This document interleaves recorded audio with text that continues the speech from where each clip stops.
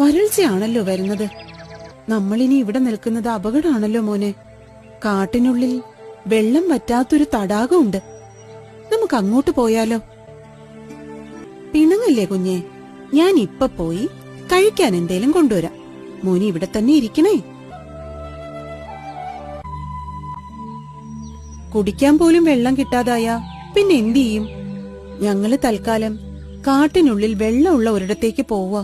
ഏതായാലും കുഞ്ഞൂസിന് കൊടുക്കാൻ ഞാനൊരു ഞണ്ടിനെ പിടിച്ചു വെച്ചിട്ടുണ്ട്.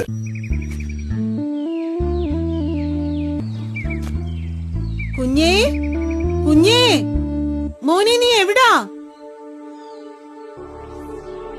ഇനി കാത്തൂന്റെ അടുത്തേക്ക് പോയി കാണൂ. കാത്തു, എന്റെ കുഞ്ഞിങ്ങോട്ട് വന്നോ? അയ്യോ ഇല്ല, എന്ത് പറ്റി? അവൻ ഇത് എവിടെ പോയി?